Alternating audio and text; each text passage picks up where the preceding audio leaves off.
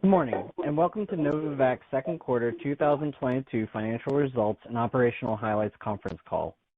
All participants will be in listen-only mode. Should you need assistance, please signal a conference specialist by pressing the star key followed by 0. After today's presentation, there will be an opportunity to ask questions. To ask a question, you may press star then 1 on your touch-tone phone. To withdraw your question, please press star then 2. Please note this event is being recorded. I would now like to turn the conference over to Sylvia Taylor, Senior Vice President of Global Corporate Affairs and Investor Relations. Please go ahead. Good afternoon, and thank you all for joining us today to discuss our second quarter 2022 operational highlights and financial results. A press release announcing our results is currently available on our website at novavax.com, and an audio archive of this conference call will be available on our website later today. Before we begin with prepared remarks, I need to remind you that this presentation includes forward-looking statements, including information relating to the future of Novavax, its key strategic priorities, plans, and prospects for 2022 and financial guidance, including revenue and gross margin, the ongoing development of our vaccine candidates, including anticipated timing of trials and results, the scope, timing, and outcome of future regulatory filings and actions, the efficacy, safety, and intended utilization of our vaccine candidates, the global market opportunities for our vaccine candidates, the future availability of our vaccine candidates, and key upcoming milestones. Each forward-looking statement contained in this presentation is subject to risks and uncertainties that could cause actual results to differ materially from those projected in such statements.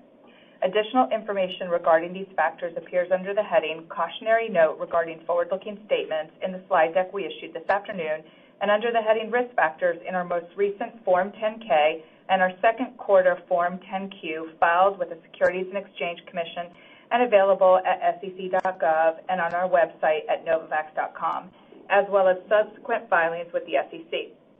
The forward-looking statements in this presentation speak only as of the original date of this presentation, and we undertake no obligation to update or revise any of these statements. Please turn to slide 3. During this conference call, in order to provide greater transparency regarding our operating performance, we refer to certain non-GAAP financial measures that involve adjustments to GAAP results. Any non-GAAP financial measures presented should not be considered to be an alternative to financial measures required by GAAP, should not be considered measures of liquidity, and are unlikely to be comparable to non-GAAP financial measures provided by other companies. Any non-GAAP financial measures referenced on this call are reconciled to the most directly comparable GAAP financial measure in a table available in the Investors section of our website at novavax.com. Please turn to slide 4. Joining me today is Stan Erck, President and CEO, who will provide an overview of recent achievements and our upcoming strategic priorities. Additionally, Dr. Filip Dubovsky, Chief Medical Officer, will discuss our clinical development updates across our pipeline, and John Trizzino, Chief Commercial Officer and Chief Business Officer, will provide an update on the status of our global COVID-19 vaccine rollout, our recent progress in our label expansions, and our global commercial strategy. Finally, Jim Kelly, Chief Financial Officer and Treasurer, will provide an overview of our financial results. Dr. Greg Glenn, President of Research and Development, will also be available for the Q&A section at the end of today's call. I'd now like to hand the call over to Stan. Please turn to slide 5. Thanks, Sylvia, and thanks to everyone for joining us today to discuss Novavax's second quarter results. Once again, we have had a very significant quarter of achievements. We continue to make the transition into a commercial company, and we continue to see more and more evidence that our vaccine platform is second to none. In the next few minutes, I and my team will share with you some of the many achievements and breakthroughs that are transforming the company. Before we do that, let me take a moment to address what is probably the most visible aspect of our earnings report. Our revenue for the quarter came in well below anyone's projections, and with respect to all of 2022, we're expecting to fall short of our earlier projections. For the quarter, revenue was $186 million, a significant shortfall from both the first quarter results and, as I said, from our expectations. The shortfall was a result of a couple of issues, one of which is short-term, the timing of our shipments to Europe, The other is a broader issue and will take some time to work through, and this is our changes in expectations from two major markets, the U.S. and the COVAX facility. Globally, and particularly with respect to COVAX, there was a surge in supply, and when coupled with challenges COVAX had with the distribution into low and middle income countries, this limited the need for them to order contracted product from us and other vaccine manufacturers. In the case of the U.S., I believe we were late to the market, and U.S. vaccination was driven by what was available and shown to work, mRNA vaccines.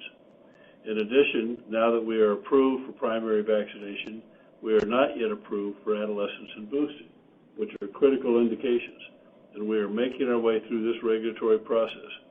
We are hopeful that we can get through this in days and weeks, but the absence of these indications slows the global rollout of our vaccine. Although there have been and will continue to be many ups and downs in these markets, we are now projecting that we will have no new revenues in 22 from the U.S. and from COVAX. Originally, we had planned to have revenue from these two markets arising from the sale of 110 and 350 million doses, respectively. In terms of where we go from here, I'm happy to say that just since July 1st, we have billed over $400 million in revenue. While we're talking about the second quarter today, this was such an extraordinary beginning to quarter three that I wanted to tell you what we have done through today. From an operational standpoint, we have again had one of the most productive and transformative quarters in our history.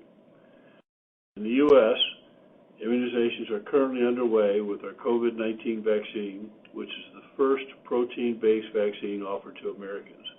This followed our emergency use authorization and unanimous recommendation from the FDA's Advisory Committee, VRBPAC, and the CDC's Advisory Committee on Immunization Practices. Globally, we continued the rollout of our COVID-19 vaccine. We have authorization in 43 countries, and as of today, we have delivered over 73 million doses around the world. We initiated new studies in adolescents and younger children, and we made progress in expanding our label.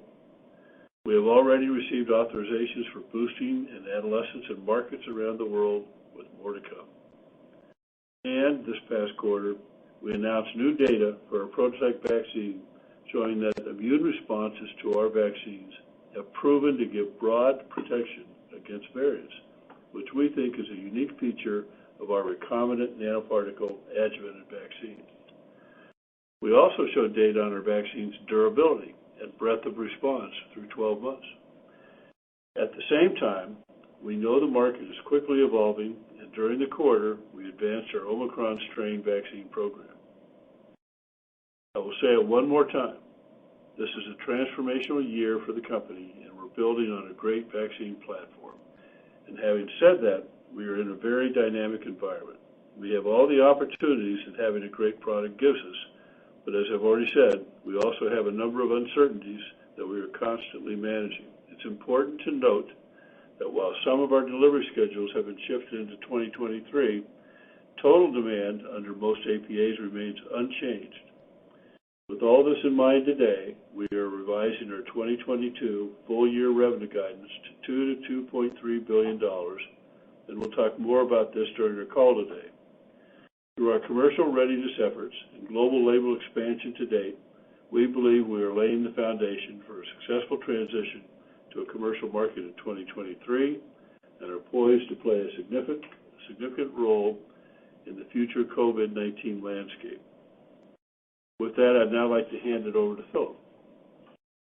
Thanks, Dan. Please skip slide 6 and jump to slide 7. Our clinical development program is collecting data to expand our label for additional indications and populations.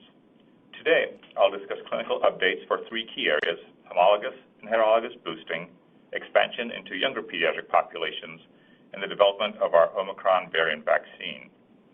Okay, let's go to slide 8-9, please. This is data recently made available by the U.S. government and NIH scientists identifying a correlate of protection for our vaccine. This correlate of protection was identified in our U.S.-Mexico phase 3 study, where a majority of the cases were caused by variants. The study concludes that while both pseudoneutralization and IgG can serve as closer protection, the IgG seems to better predict protective responses. On the bottom of the slide are the antibody levels associated with various levels of protection. This study confirms that IgG is critical to understand the protective efficacy of our vaccine. Now let's move to slide 10, please. What's displayed here is the immune response kinetics from our U.S.-Australia study after 2-dose priming series, a boost at 6 months, and another boost at 12 months. You can see a peak following 2 doses, which decays over 6 months, is boosted with a single dose, followed by a slower decay over the subsequent 6 months, and finally, a very good boost with a 4th dose. Okay, give me a click. Here, I've highlighted the antibody levels after the 6-month boost are completely remain over the level associated with protection in our phase 3 study. This gives us confidence we maintain protective immune responses over time. Okay, let's go to slide 11, please. Displayed here is the antibody kinetics from our U.S.-Mexico phase 3 study. You can see a peak after 2 doses, which decays through month 11 with a high boost with a single dose, achieving a 27-fold increase from the pre-boost levels. Okay, give me a click. And here what we've done is overlay the protective thresholds derived from the U.S. government scientists over our vaccine response. You can see that at 7 months, this data predicts approximately 88% efficacy, and importantly, after the boost, high immune responses are achieved that are associated with more than 95% protection. Okay, let's go to slide 12. Here, we've displayed the immune responses of our prototype vaccine, what our prototype vaccine induces against Omicron BA.1 subvariants using our validated assay. You see a very similar pattern to what you saw on the previous slide, and importantly, after boosting at 11 months, the antibody levels are comparable to the prototype responses we saw on the previous slide. Okay, give me a build.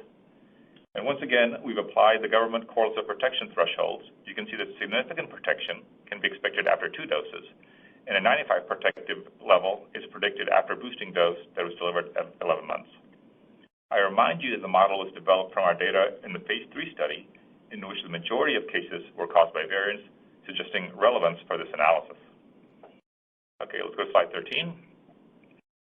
Here on the left side are the immune responses after 2 doses against prototype BA.1, BA.2, and BA.5. You can see that 100% of the participants seroconverted after 2 doses. On the right-hand side, we display the responses after 3 doses.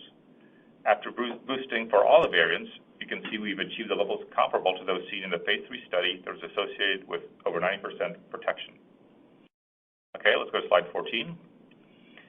And here we see data in a multidimensional presentation of the immune responses from our U.S.-Mexico phase 3 study called antigenic cartography. This method displays the ability of the vaccine-induced antibody to recognize variant spike proteins. The prototype is indicated in dark blue, and the closer the variants appear to the dark blue circle, the better the immune responses recognize the variants. Each square in the grid represents a 2-fold difference in antibody levels, thus 2 squares represents a 4-fold difference. On the left-hand side, we show antibody binding after 2 doses in the priming series. While there was 100% seroconversion to all Omicron subvariants after 2 doses, the antigenic distance between the matched prototype strain and the Omicron subvariants range from 7.9 to 11.8-fold different. On the right-hand side, after a single dose, the antigenic distance decreases for all of the Omicron variants, with BA.5 decreasing to just 2.9-fold difference, which could be considered a matched response in the influenza language. This analysis leads us to believe that as we immunize with additional doses of our recombinant spike protein vaccine, we minimize the antigenic distance and begin to observe a more universal-like response against variants. Okay, let's turn to slide 15 for a quick summary. Clearly, we do not know what will emerge after BA.5, so forward drift will be a key issue to be addressed for all COVID vaccines. But boosting with our technology may be an attractive option, as it provides both high levels of antibodies recognizing variants and a durable immune response. Although it's not certain a variant-specific vaccine will provide significant clinical benefit, we're evaluating a number of constructs in clinical studies, and I'll describe those studies in a couple of slides. But first, let's move through slide 16 to slide 17 and talk about our pediatric development. This is an ongoing placebo-controlled age de-escalation study that's evaluating the safety, immunologic effectiveness, and clinical efficacy in children 6 months to 11 years of age. We will evaluate our standard 2-dose schedule with a 6-month boost. The study has 3 age bands, 6 to to 11, 2 to 5, and 6 months to 23 months, and the vaccine will be evaluated in a stepwise approach. Sentinel cohort in 6 to 11-year-olds has already been enrolled, and after the safety is reviewed, vaccination will continue.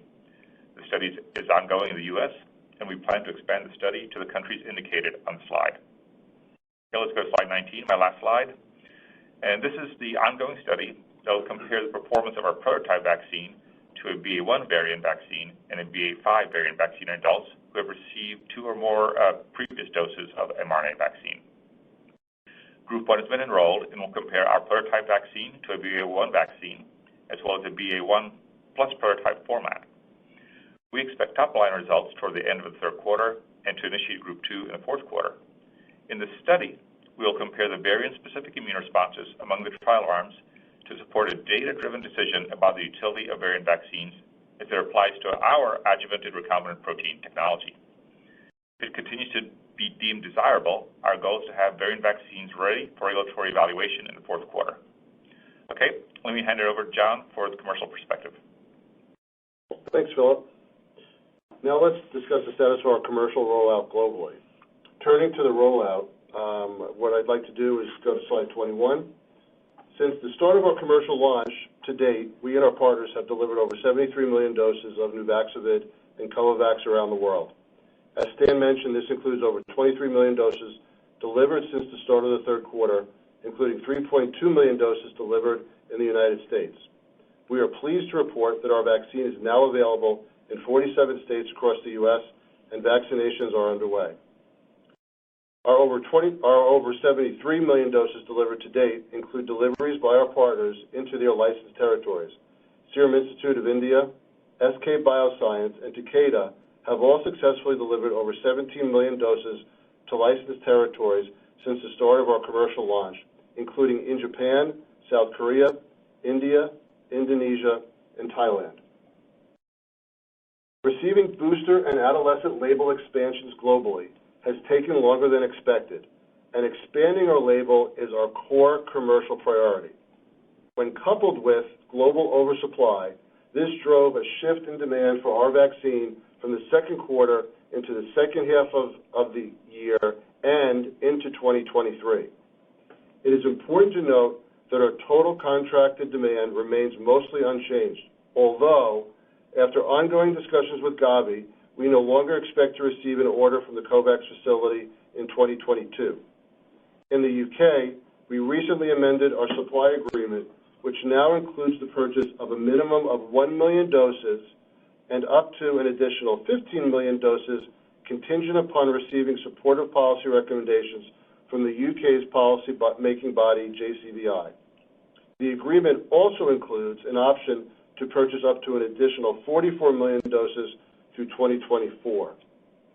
And for Europe, we expect to deliver the remainder of our total order, which is currently 65 million doses from a previous 70 million doses, in the second half of this year and into 2023. Next, label expansion. Please turn to slide 22. For boosting to date, we've received authorizations in Australia for homologous and heterologous boosting, authorization in New Zealand, and approval in Japan in partnership with Takeda. Additionally, over a dozen policy-making bodies have issued guidance allowing for the use of Nuvaxovid as a homologous and heterologous booster dose in adults, including Australia, Canada, Germany, South Korea, and other markets. For boosting, we've also completed additional submissions for authorization for boosting in the EU, Great Britain, and Switzerland, and will submit in the U.S. by the end of this month. For pediatric and adolescent label expansion, today we are expanding our label into adolescents ages 12 to 17, and we've already begun clinical development in pediatrics ages 6 months to 11 years of age to support additional expansions to our label in the months to come. For adolescents, we've received authorizations to date in the EU, Australia, India, and Thailand in partnership with Serum Institute, and in Japan in partnership with Takeda. Importantly, following the European Commission's adolescent authorization, at least 2 NITAGs in the EU have issued recommendations permitting use of Nuvaxovid as a third dose and/or as a heterologous booster in adolescents 12 to 17. We've also completed adolescent submissions in the U.S., Great Britain, Canada, Switzerland and New Zealand, Taiwan, and the World Health Organization. As I mentioned, beyond adolescents, we also leverage data from our recently initiated Phase 2b/3 global clinical trial to pursue label expansion in younger children, 6 months to 11 years of age, positioning us to capture significant market share in 2023. Now please turn to slide 23. As we continue to supply our vaccine globally, we remain confident in our competitive product profile, including our vaccine's efficacy, well-tolerated safety profile, durability of protection, and ability to address both current and future variant strains. Recognizing our vaccine's utility in the ongoing fight against COVID-19, our commercial efforts are also focused on driving uptake of our prototype vaccine. To that end, we've deployed branded and unbranded advertising campaigns in various markets to build awareness and promote broad market access. And finally, we are broadening our global commercial footprint and have established additional offices to execute locally in key markets around the world, including our new European regional office in Switzerland and expansion into Asia Pacific, currently underway in Australia and Singapore. Looking ahead, we expect to see a transition from the pandemic phase to a more traditional commercial market in 2023 in the U.S. and other key high-income country markets. Now moving on to manufacturing. Regarding manufacturing over the past 2 years, we have rapidly built a global manufacturing and supply infrastructure to produce both antigen and adjuvant. Today, we are collaborating with our core partners, and we are manufacturing at a consistent run rate that enables us to produce sufficient supply to meet global customer demand. Our partner, Serum, successfully passed multiple regulatory inspections in the quarter and is our primary manufacturing partner for most of our global supply. Our recent progress includes the addition of SK Bioscience to our EU manufacturing network and an expanded agreement with SK Bioscience to support Omicron manufacturing. SK Bioscience will also manufacture our vaccine in pre-filled syringes in addition to Serum Institute in 2023, therefore providing widespread availability of a pre-formulated single-dose pre-filled syringe while maintaining 2 to 8C refrigerated stability and an expectation of up to 12 months of dating. Additionally, we continue to make progress to bring our Novavax CZ facility in the Czech Republic online. We remain on track to add Novavax CZ as a manufacturing node for our European supply, and we now expect to submit to EMA in the third quarter. The combination of Serum Institute, SK Bio, and our CZ facility provides for a robust manufacturing infrastructure for supply of COVID vaccine and others into the foreseeable future. We expect that in 2023, with indications achieved for boosting, adolescents, children 6 months of age and older, a bivalent and/or monovalent variant vaccine option, and our strong global manufacturing network, we will be poised for success in a commercial market. With that, I'd now like to turn it over to Jim to discuss our financial results. All right. Thank you, John. Please turn to slides 24 and 25. I'll begin by providing an overview of our second quarter 2022 total revenue performance, net income, and cash position. Then I'll discuss our quarterly results in additional detail and provide commentary on our revised full year 2022 revenue guidance.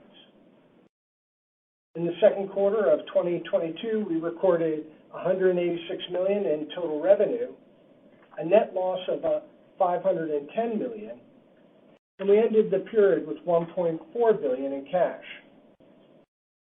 Please turn to slide 26 where I'll provide a comprehensive overview of our second quarter results. For the second quarter of 2022, we recorded total revenue of $186 million compared to $298 million in the second quarter of 2021.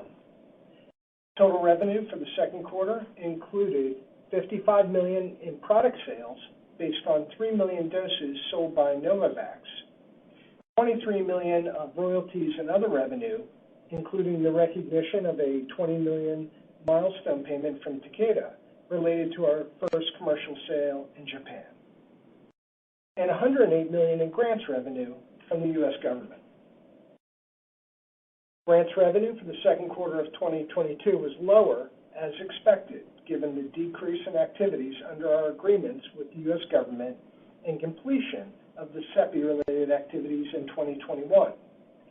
We entered 2022 with approximately $800 million of funding remaining under our $1.8 billion in U.S. government agreements and expect to record at least $400 million of this amount during 2022, with the remainder in 2023. Our cost of sales for the second quarter of 2022 were $271 million. I'll discuss this in a bit more detail on the next slide. R&D expenses for the second quarter of 2022 were $290 million compared to $571 million for the comparable period in 2021. The decrease in the current quarter was primarily the result of lower clinical development activities for our COVID-19 vaccine, the capitalization of manufacturing costs, and a net benefit from previously recognized embedded lease costs for manufacturing supply agreements. We expect our full year 2022 R&D expenses to be lower than 2021. Additionally, we recorded selling, general, and administrative expenses of $108 million for the second quarter of 2022 compared to $73 million in the second quarter of 2021. The increase quarter over quarter was a result of commercial launch costs associated with our COVID-19 vaccine. We expect our full year 2022 SG&A costs to increase compared to 2021 as we continue to enhance our commercial capabilities for our COVID-19 vaccine. For the second quarter of 2022, we recorded a net loss of $510 million compared to a net loss of $352 million in the second quarter of 2021. And finally, we continue to maintain a full tax valuation allowance, and we ended the second quarter of 2022 with $1.4 billion in cash. Please turn to slide 27, where I'll discuss our cost of sales in more detail. Cost of sales for the second quarter of 2022 were $271 million, and this includes $255 million related to excess, obsolete, or expired inventory and losses on firm purchase commitments under our third-party supply agreements. The recognition of these costs were driven by a substantial reduction of our expected deliveries to COVAX and a deferral of deliveries to other customers. As a reminder, during 2021 and prior to regulatory authorizations for our COVID-19 vaccine, certain manufacturing costs were expensed to research and development that would otherwise have been capitalized inventory. If not for the reduced cost inventory for the period, full cost of sales for the second quarter would have been approximately $280 million. We expect to utilize the majority of our reduced cost inventory during 2022. Based on our standard cost, our COVID-19 vaccine gross margins on sales to high-income countries are expected to be between 70 and 85% of product sales. Please turn to slide 28, where we'll provide an overview of our financial guidance for 2022.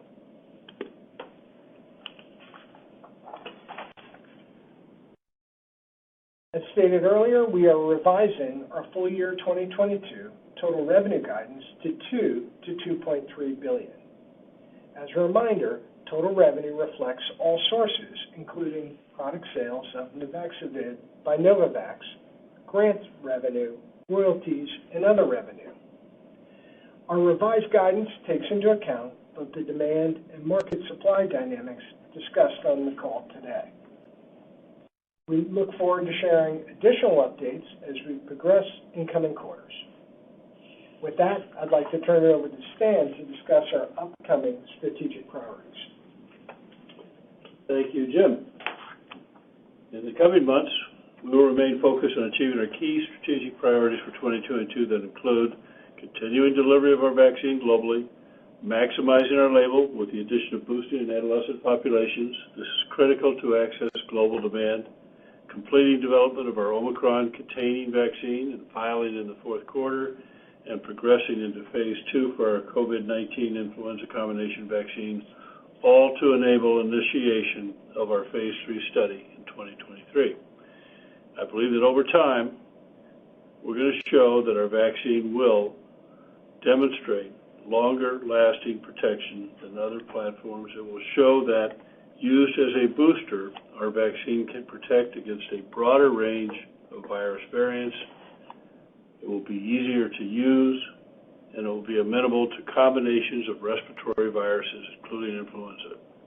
If I'm right, these attributes should translate in the long term to our ability to build a significant share of the recurring COVID market. Thank you for your attention. I'll now turn it over to the operator for Q&A. We will now begin the question and answer session. To ask a question, you may press star then one on your touchtone phone. If you are using a speakerphone, please pick up the handset before pressing the keys. To withdraw your question, please press star then two. At this time, we will pause momentarily to assemble our roster.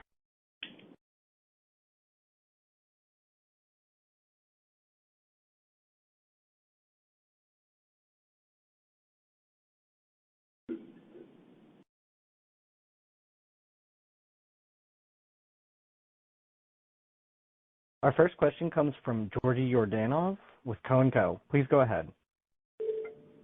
Hey guys, thank you so much for taking our questions. Maybe first, can you just help us understand exactly how the contract with the EU works? You had previously said that there were 27 million doses that were scheduled to be delivered in Q1, then 42 million doses for Q2. So that the current revenue looks like basically you failed to deliver those doses. Like, can you just explain like how exactly we should expect the revenue to be flowing and why we're only 3 million doses delivered this quarter? And then I have a couple of follow-ups. Thanks.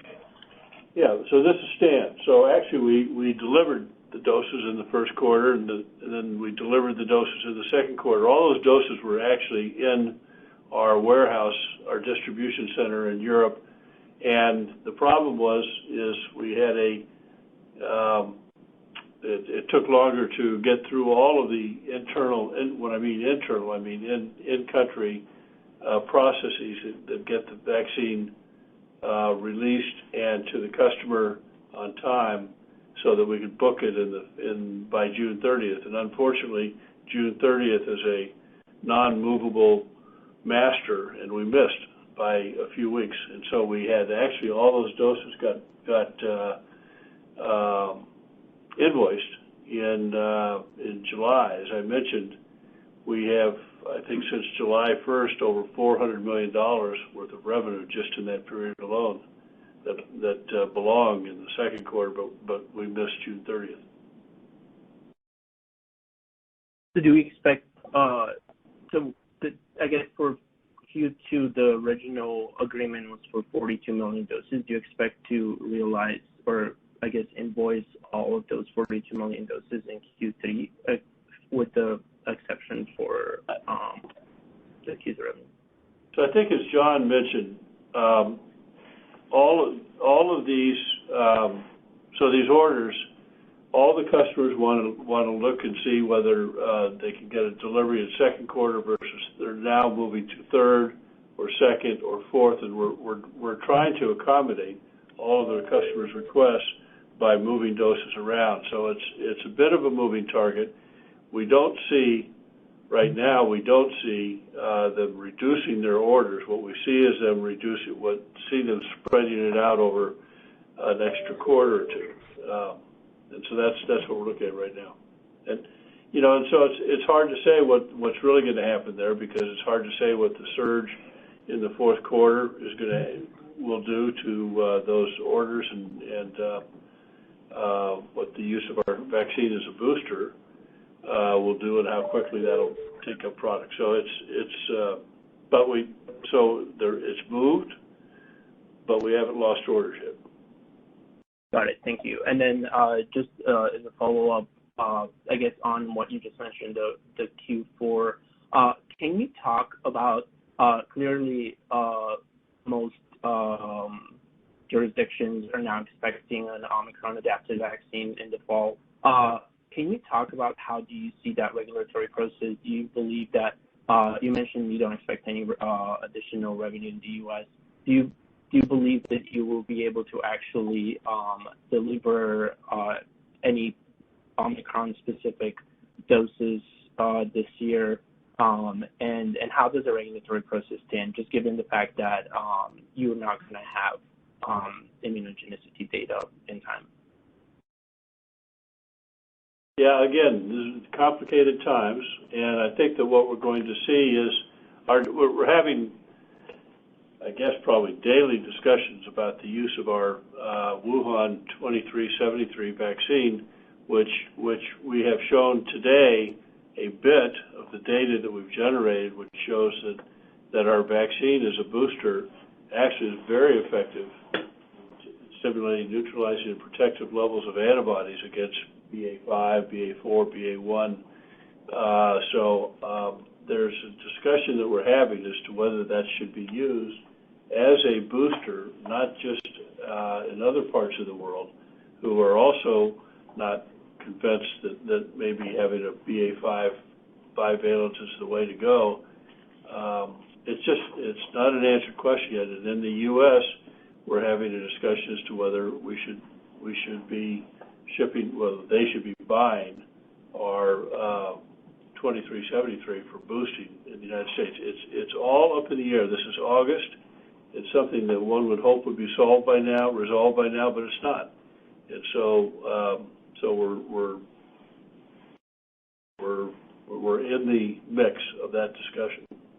We have good data for 2373. We will have a BA5 vaccine, but as you point out, it'll be later in the quarter, and I'm not sure it's needed. Got it. So just to confirm, you don't expect that the Omicron-specific BA5, you'll be able to deliver that this year? No, I didn't say we won't be able to deliver it this year. It just will be later. It's not going to be for October usage. Got it. Thank you. Thank you so much. Our next question comes from Roger Song with Jefferies. Please go ahead. Great. Thank you for taking the question. Maybe just a couple clarification.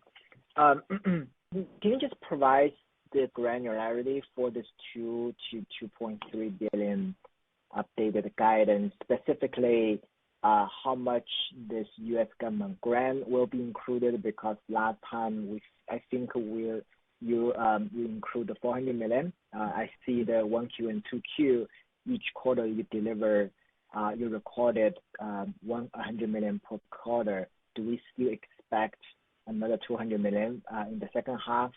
Also, in terms of the product sales, understand you say you have the EU in 3Q delivery order, maybe the outstanding order of another 5 million doses. But in terms of other countries, what is the breakdown between the product sales versus the other, like royalty and the government grant? Yeah, I'll take care of the product sales to the U.S. government in the second half, and that we decided we've sold the government 3.2 million doses that are currently being used, and we decided without more clarity from the U.S. government that we're just not going to put in a forecast, and I'm not sure that's my expectation, but that's all we know right now, and so we're being very conservative on that forecast. For the grant-related, I think Jim has that number in his mind. Yeah, so the grant-related for the remaining of the year should be over $200 million. When you look at the midpoint of guidance relative to our sales to date, year-to-date total revenue of $900 million would leave approximately $1.25 billion at the midpoint. So I just shared that the grant revenue would be over $200 million, and therefore the remaining billion would go towards APAs and royalty income. Got it. Okay, thank you. And understanding this demand shift, and particularly for the Omicron containing vaccine availability, maybe Stan, if you can share with us the expectation for the 2023 and beyond. Particularly, you mentioned the commercial market in the high-income country, including U.S. and EU, and what do you think about the pricing versus the volume or the market share for Novavax against other vaccines? Thank you. So, that's a very big question, and I don't think we have a forecast for 23 that we can share. I do think that maybe John can talk about it. It will shift into a commercial market at different pricing, a lot of different. Yeah, I think we're expecting a shift out of the pandemic period into the commercial market in 23, but I think you're going to see that taking place at various times for various countries. A couple of things here, and it's all based upon our assessment of where the market is heading, which is a bit of a challenge, as you can imagine, but a couple of fundamental pieces that we're confident about. One is that this virus is not going away. There's going to be a need for at least some annual revaccination. We expect that that's probably going to look like something greater than the existing influenza market, could be from anywhere from 25 to 50% market size greater than what the current flu market is. We would also reasonably expect that pricing will vary again country by country, but would look a lot like, again, the premium priced influenza market in the U.S. Proportionally, that will be different in Europe and other countries. As we said in the presentation, there are a number of things that have been obstacles for us in 22, booster label, adolescent pediatric label, and access into the U.S. market. Therefore, all of those obstacles, I think, will be cleared as we head into 2023.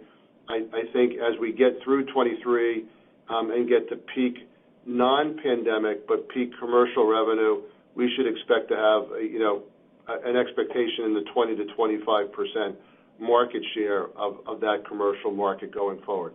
Again, all of this is very speculative in nature, but based upon our analysis of the market to date and what we expect the total COVID vaccine marketplace to look like going forward. Great. Thank you, Stan, for all the color. Maybe just the last one related to the financial guidance. Can we get a sense of the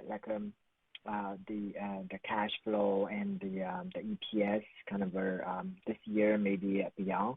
Particularly, I think the moving piece may be related to OpEx. I think you have been saying the OpEx is lower this year versus last year, but to what extent, and also how should we think about next year and the beyond? Thank you. Yeah. Likely best to leave the 2023 to a future conversation as we fully build out our commercial footprint. With respect to current year, you've got SG&A that came in at 108 for the quarter. We do expect that to continue to trend up as we build out our capabilities. R&D, we do expect R&D to be materially lower year over year than last year. And of course, that's that's linked to the factors I mentioned previously. Everything from capping of supply to inventory to, at least for the first half of the year, lower clinical spend, and then finally some favorability related to lease accounting. And so, when you think about our cash position at 6/30, which reflected $1.4 billion in cash and a receivable of $200 million, you add to that the feedback we just shared that we have, call it orders in hand through today's call in the range of $400 million. We feel good about our cash position as we continue to execute in the back half of 2022. Great. Thank you. Thank you, Jim. Yeah, that's it for us. Thank you for taking the question.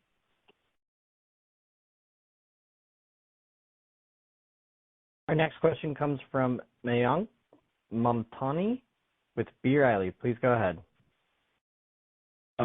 Thanks for taking our questions and difficult numbers to digest here. So maybe just to follow up on the delivery versus invoicing process, can you just clarify, how does that differ for EU versus ex-EU territories like Canada, Australia, and UK? And if you are able to comment on, where does the real-time inventory stand right now?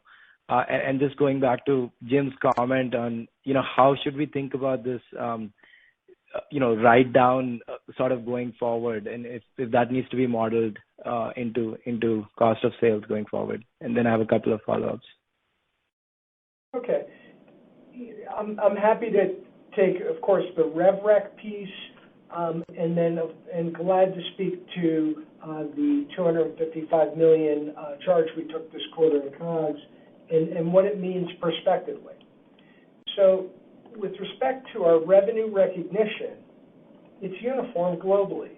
Both, in all cases, it is upon transfer of title to our customers, which is uniformly when a customer takes possession of our product at their location. So that's true in Europe and elsewhere.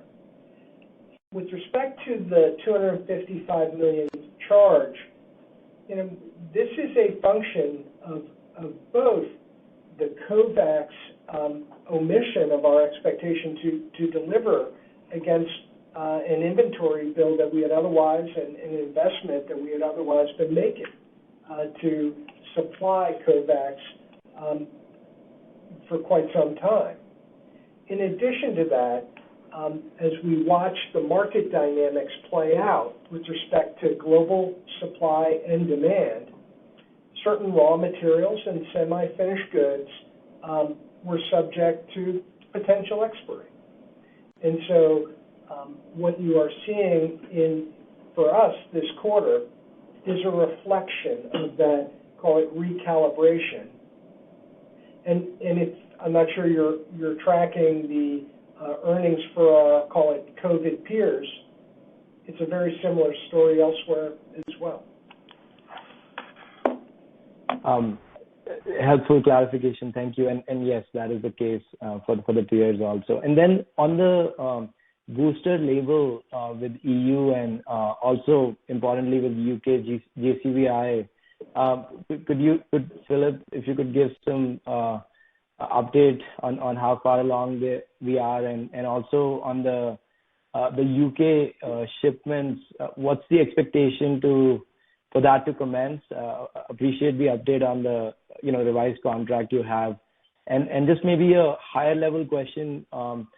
As you track market share country by country, where you do have the booster approval, are there any case studies one could reference to sort of think of Nuvaxovid market share tracking versus the third or fourth booster shot of mRNA vaccine?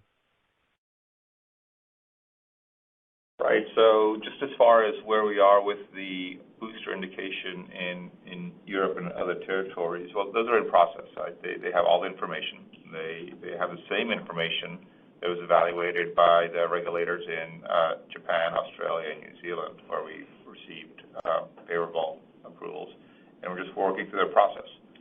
My expectation is that we'll be hearing news from those regulators in the next handful of days to weeks. We don't control that process, obviously, they do. What we do know, where the data is available, where our vaccine is available alongside other vaccines, is that people are making a choice. We are seeing people ask for our vaccines in the booster indication, even when we don't have a label indication in certain territories, such as in Korea or Australia, let's say. Australia recently changed, but when we look at the historic data before we got the label indication there. So we know people are choosing to go there. The exact amount and how frequently they do that is really a function of the policy recommendations in each territory. So we know where we have relatively good recommendations, such as Korea, is happening at a very high rate compared to where we have more restricted recommendations, let's say in Germany.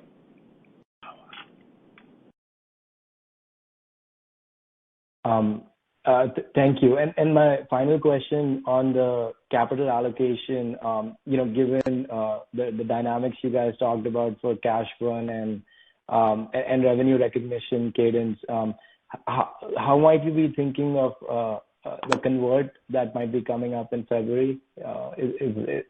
Could you provide some comments on that, please? Yeah, certainly. So for folks who are familiar with our balance sheet, there's a $325 million convert that matures in February of next year. To date, we have not stated a specific intent to do anything with respect to, for example, refinancing or perhaps just simply paying off. We continue to have confidence in our forward-looking ability to deliver on our sales and generate cash flow, and we'll evaluate our options in the coming months as we think it best serves shareholders and dependent, of course, on capital markets dynamics. Thanks for taking our questions. Yep. Our next question comes from Eric Joseph with J.P. Morgan. Please go ahead. Hi, good evening. Thanks for taking the questions. I just wanted to pick up on the COGS expectation in the second half, given the write-downs this quarter. If we're looking at third-party data, there's still, seemingly a fair amount of inventory in the EU that's yet to be end distributed. So I guess, can you talk a little bit about shelf life expectations for Nuvaxovid? How much of the current inventory could roll over into 2023? Should we anticipate significant, I guess, some amount of inventory on hand being at risk in the second half? And then just coming back to the U.S. revenue piece, if I heard correctly, you don't anticipate any additional product revenues from the U.S. this year.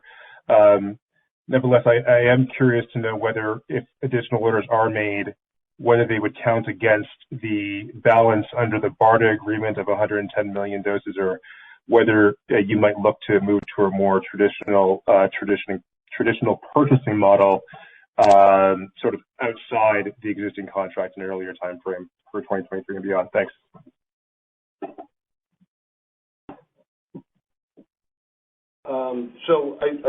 So Eric, there's a couple of pieces to parse out there. So the revenue and the write-off of product are somewhat related, and so Jim could talk more to that. But any expectation that we would have inventory that would not be shipped, Jim has already reserved and made an adjustment for that. Any of the product that we expect to ship for the balance of the year will be on top of whatever inventories are sitting there. There are inventories that are our inventory that fall under what Jim's assessment would be. And then there are inventories that have already been invoiced to the customer.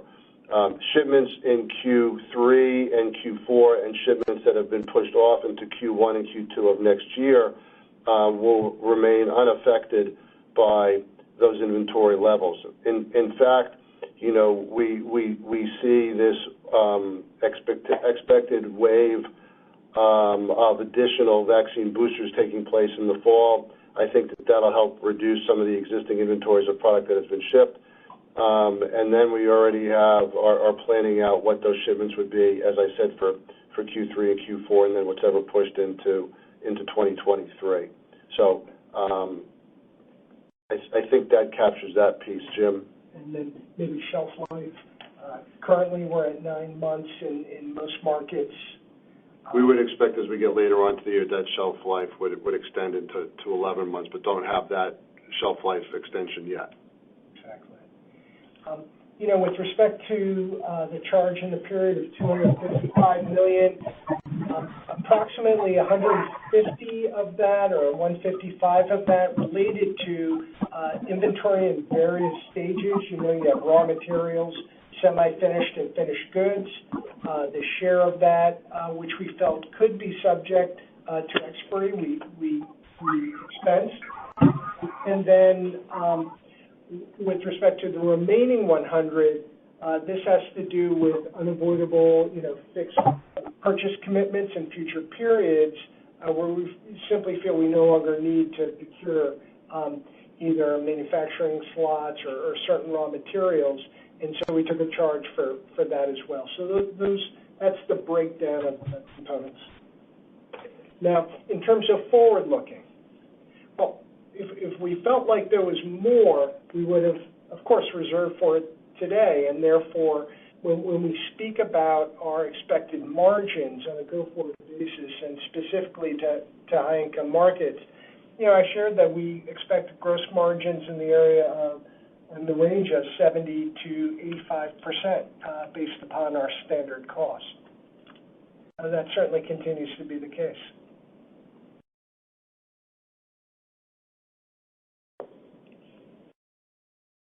Okay, great. Thanks for taking the questions. Our next question comes from Alec Stranahan with Bank of America. Please go ahead. Hey guys, thanks for taking our questions. Just two quick ones from us.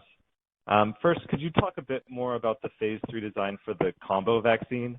Have you reached an alignment with the FDA on endpoints at this point? And how should we think about a ballpark for enrollment to reach a meaningful effect size given the expected attack rate for both viruses?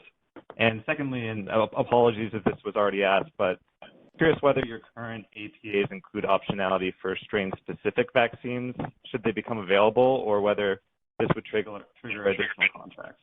Thanks. The first question is for me. So we have not had our pre-phase 3 meeting with the agency yet and I'm assuming you're talking about the influenza COVID combination vaccine. And we're going to do that after we get the results from our next study. Clearly they're data-driven. They're going to want to see that data before they can give us final opinions on it. Although people have been running phase 3 studies against flu for a while, so we have a pretty good idea, at least what we'd like to do. But we haven't commented on the specifics of what that design looks like. As far as strain change provisions, there are some of the agreements that will allow for flexibility in strain change. And frankly, that is fine with us, given where we stand in our development activities. That provides for upside opportunity in the ability to ship variant strain product.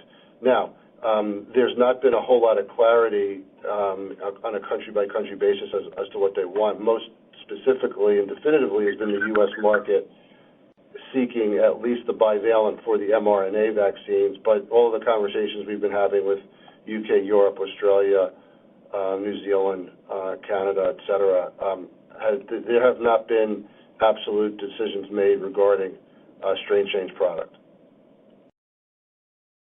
Thank you. Our next question comes from Mayank Mamtani with B. Riley. Hey, thanks for taking my follow-up.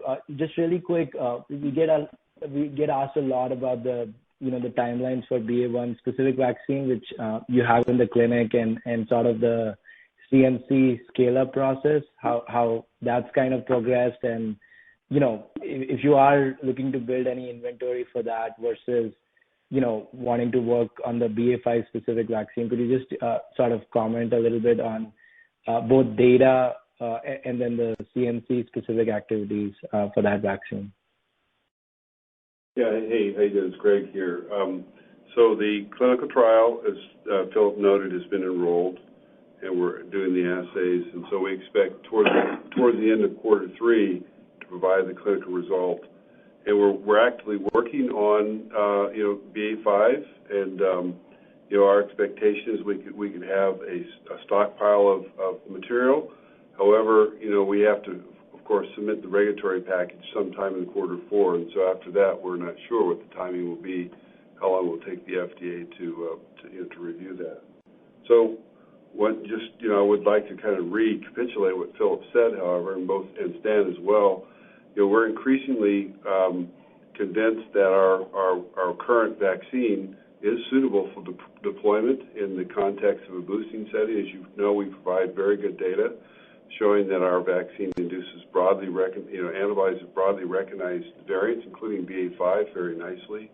And I think there's a fair amount of discussion currently with many of the customers on exactly what to do. We think there's a lot of merits in deploying our current Wuhan vaccine that is authorized and in many countries being used as a booster. And obviously, in our data, it is really strongly inducing this broad recognition of antibodies that broadly recognize new variants when we boost. And we think there's a very strong case for deployment of that vaccine. Got it. Appreciate you taking the follow-up. Thank you, guys. Thank you. This concludes the question and answer session. I would like to turn the conference back over to Stan Erck for closing remarks. Thank you. Thanks to everyone for joining today's call. Let me close by thanking all those who made possible the significant progress during the second quarter, including all of our employees, selfless contributions of our trial participants, and the continued support from our partners around the world. And we look forward to reporting on additional milestones in the coming months. So thanks for being on the call. The conference is now concluded. Thank you for attending today's presentation. You may now disconnect.